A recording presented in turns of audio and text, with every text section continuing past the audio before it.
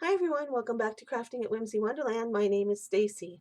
There's an item at the Dollar Tree right now floating around that is this painting set with the little red farm truck canvas in it. And I've been seeing it on a lot of Dollar Tree hauls and a lot of people doing different crafts with it. And I've liked the way some of them have been colored and some of them not so much. So I thought I would show you how I attempted coloring the little red truck. And I wanted it to be bold and red and a little bit of shading on it. I am not an artist when it comes to painting and drawing and whatnot by any means. My daughter, she's amazing, but me, not so much. But there's a product out there that kind of makes shading easy and simple for those of us who aren't very skilled at it, and it's called alcohol markers. I don't know if you know about them. The most uh, commonly used brand is Copic or Copic. I'm not sure how it's pronounced. Uh, that's what the serious artists use. But I have this set of Firefly alcohol markers that I got it Tuesday morning. I've got 4 different sets. They come 12 to a pack and they're just different color sets. And they're $10 a piece. And so I was just like buying one every payday for a little while just to get my markers set up. You can also get, I think it's a 24 or 28 pack for $19.99. They were just out of it when I was buying these, so I just bought them in the smaller sets. I put them on my birthday list and my Christmas list, and so I've got the all the colors, like the basic colors. I've got your basic blues and greens. I've got the browns and grays, and I've got the pinks and reds. Okay, and I also have this partial pack that came in one of those Michael's $4 grab bags because it was missing one, so it was on clearance and it was in one of those bags. That's what I used for the sky. All right, so I used all of these markers that I have out to color this sky, and I don't know if you can see it real well. Let's see if I can put it closer, but it's got some shading on it. It's not, especially I like how the around the window turned out, how it's a little darker there. Still working a little bit on the truck. And I like how the shading turned out on the pumpkins. It just gives it a little more dimension than if you were to do it flat. So these are in their fall things at the dollar store or Dollar Tree. And it comes with an easel and 4 things of paint and a little paintbrush. So I'm just going to take the canvas, and it's just one of those hardback board canvases like you can buy at the Dollar Tree with nothing on it. These are stamped on it. Now I misread the package. Here it said 4 count, so I was thinking that this was canvas paper and that I was going to get 4 of these, and I only got 1. And then as I read all this here, I realized the 4 count means there's 4 pieces inside. Don't get tricked like I did. Maybe I'm the only crazy one that read it that way. I don't know. Anyhow, I'm going to start with the truck. And when you're using alcohol markers, you need to use 2 or 3 colors that are shaded similarly. And these are the Firefly brand. So I'm using number 10, number 12, and number 2. Number 2 is called Old Red, 10 is Deep Red, and 12 is Coral Red. So you start with your lightest color, and that goes in the center, and then you slowly work out to the darker on the edge. So my lightest color is this Coral Red, number 12. And I'm going to use my fine marker side. This has 2 tips. It has a wide tip on it and a fine tip. I prefer the fine tip. It's just me. So I'm going to start in the middle of the truck. And I don't suggest making just lines. I kind of go in circular motions. That way I don't get that line around the outside edge. So I'm going to start in the middle, and I'm going to do the middle of the door. And I kind of took each piece of the truck in a section so that there would be plenty of shading. Then I'm going to my next color, and that is the deep red. And I'm going to, in the same circular motion around the edge of what I just colored, go right over the edge of it. Now, I don't know if this is the right technique or not, but it seems to work for me. And then I'm just kind of blending in to what I already had there. Okay, and then my darker red goes around the edge. Now the edge is kind of the more difficult part because you don't want to go over the edge while you're coloring in circles. So you just kind of have to pay attention. I'm going to go around the window as a straight edge.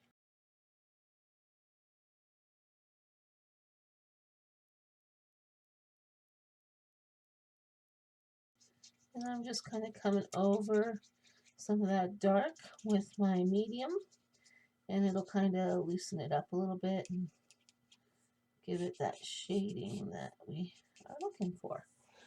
Okay. There's the door of the truck. See how it's lighter in the middle? And that's just starting lighter and working my way out. So I'm going to go back and do the fender in the same way.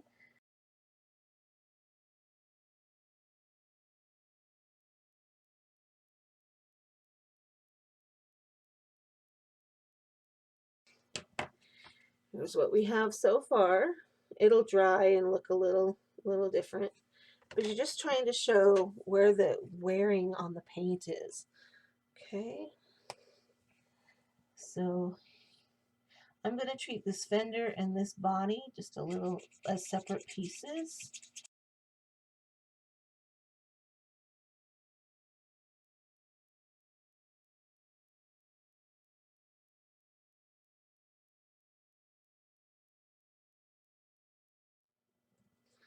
That's what the truck is looking like so far. So to get this little bit of shading in here on the window, I am starting with my lighter color, which is WG1, which stands for warm gray 1. And I'm going to very carefully outline the entire window, and I'm going to color it in. And I'm just using straight lines on this little tiny spot. And I'm kind of giving it a couple of coats so that it saturates and soaks into the canvas. And then I'm going to take warm gray number 2, which has a touch of brown or tan in it, and I'm going to just circular motion around the bottom edge, kind of where you would see the shadow of the door on the other side, and blend that in. And then I'm going to go back with my light color gray and just blend the edge with a circular motion, just to soften the transition between the two. Okay, that's how I got the shading on the window. Okay, and then I just took my light gray or warm gray 1 and did the wheel wells inside. You could do this with a darker color, it would work. I just didn't want to go black because it would hide the tires. So I went ahead and just colored those in and left them just flat one color. And then I took my darker gray and I colored the center circle of the tires. If you're a sucker for Hallmark movies like me, Christmas in Evergreen has the red truck, and I believe it has white wall tires. So we're going to leave the tires white wall on this. Okay, and then the next thing I did was to color the side rails of the truck. I left the pumpkins for last because I just wanted to work around it. So I grabbed 2, actually 3 by the time I was done. I had done this in one color and then it was too close to the color of the pumpkins. So I went back in with the darker ochre yellow. So I'm going to start with number 26, Pastel Peach. And what's nice about these markers is they're all numbered, and if you put them in numerical order, they graduate into each other color-wise.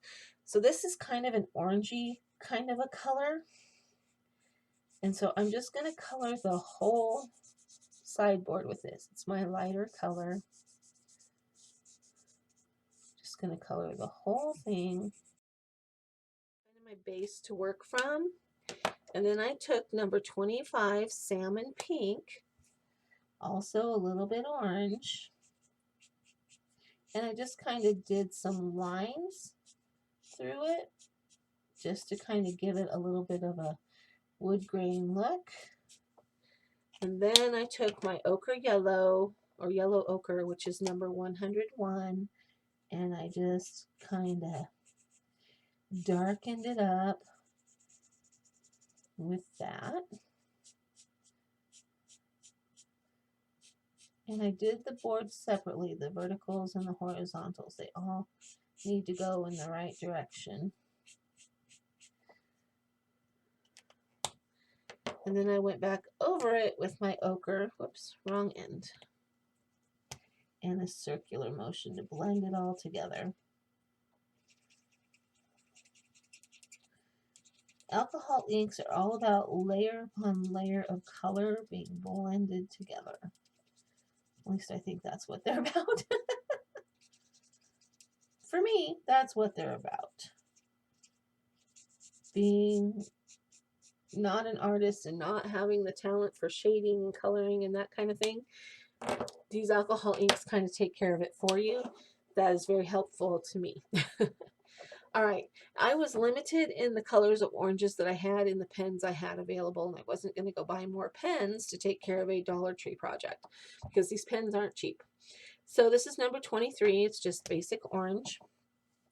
And so I outlined the pumpkin with orange, and I went ahead and went around the outside edge of this one as well. Went around the stem, and then I went on both sides of the line that shows the darkness of the pumpkin. Okay, and then I took the salmon pink, which was kind of orangey from here, and I swirled it into the middle. Now, I was saying before that you should start with light and work to dark, but on the pumpkins, it seemed to work better for me to work from light to dark. And I really had to scrub this orange line to get it to blend.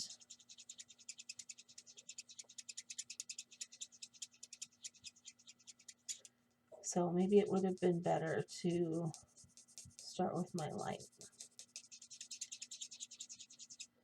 Okay.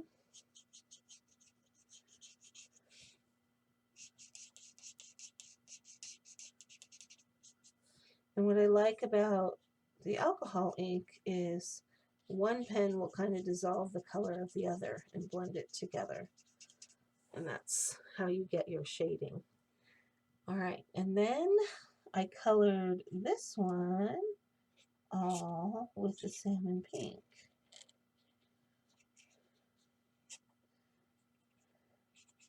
I went ahead and colored the whole thing.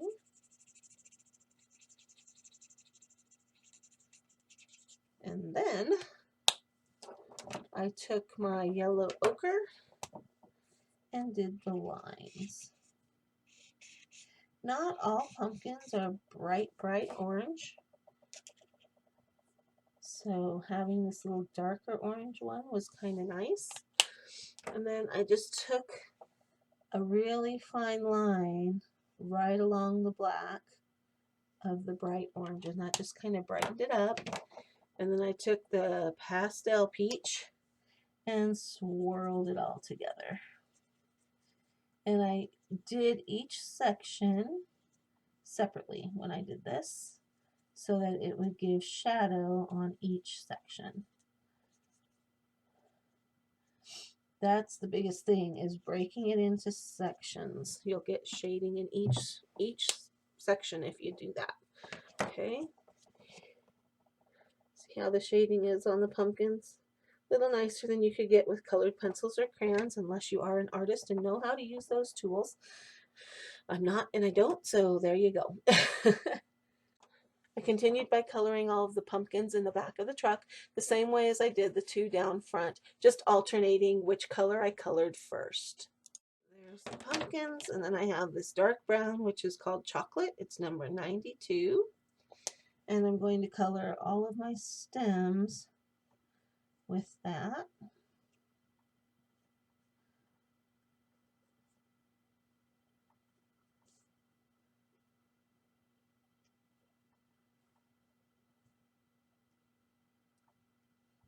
It's a little darker than your normal pumpkin stem, but that's okay.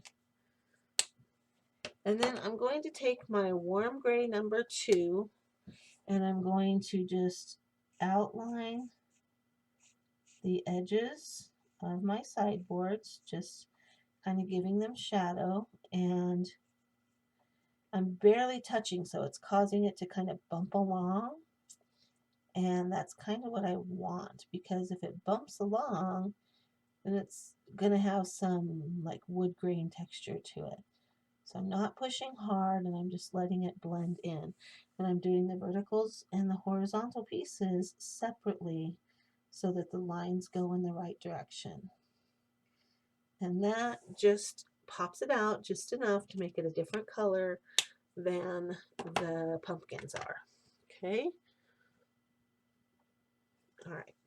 Then I'm going to take my 2 grays again.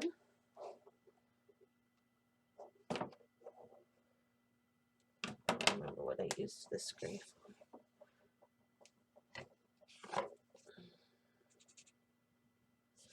Okay. This gray is a little dark, so I'm going to line just the edge of the road and right along the edge of the tire and the edge of the truck and around the pumpkins.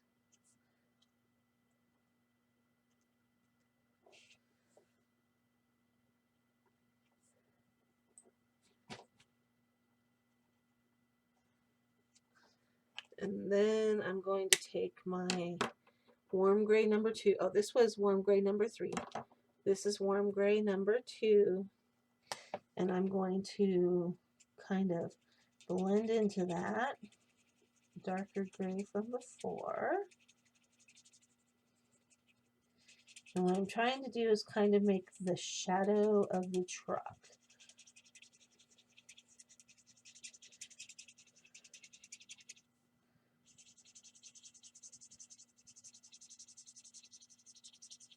You decide how much shadow you want in there. I'm not an artist. I have not studied shadow since the 6th grade. I am not 100% sure how much shadow I should be putting. But I do know that these pumpkins are going to cast a little bit of a shadow. And so I'm just kind of going around the edge. But I also remember that they only really cast shadow on one side. So I'm just going to soften this gray just a little bit. And then my lighter gray, the warm gray number 1, is what I will use to finish. And this is where you really got to scrub in. And I like to make my circles so that the color pulls away, the darker color pulls away into the lighter color. If I went this way, I would be bringing the light all up into the dark, and I want to bring the dark down into the light.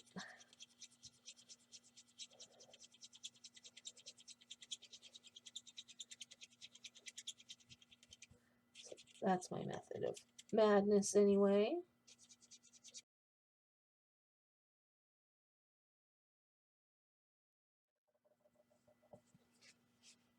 That's what I've got so far. See how it's got the shading here under the truck? All I did was trace the shape of the wheels and whatnot, and then just blended from dark down into light. Now I gotta do the sky. The sky was the hardest part for me because I kept getting lines in it that I didn't really like. So what I ended up doing was blending everything together with B1. from the Artist Loft set from Michaels. It's called Pastel Blue. And then I also used from the Firefly sets, number 66 and 76. 66 is baby blue, 76 is sky blue. And I started with coloring the whole thing with the pastel blue. I don't know, I'm going to start this one with the sky blue. And like I say, I struggled with this one. This is so dark. But when I tried to just put lines of the sky blue on there, it was just too much. But it's not really blending here real well. So if I start with my light over here, and then kind of going with the darker,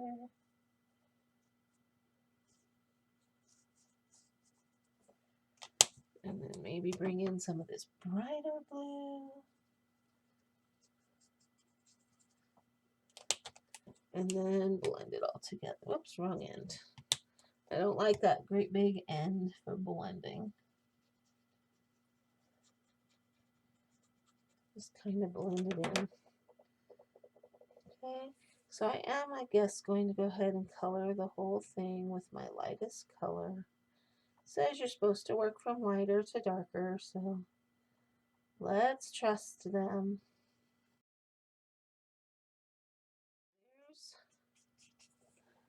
Here's the base of the blue. I kind of like how it's darker in some spots. Now I'm going to just put in some of, this is the baby blue, number 66. And this is the one I had a hard time blending in. So I'm just going to kind of do a little area. And then I'm going to put in a little of this sky blue in with it too. Just trying to give the sky some dimension. And then back over it again with this artist. And this one I'm doing in a circular motion.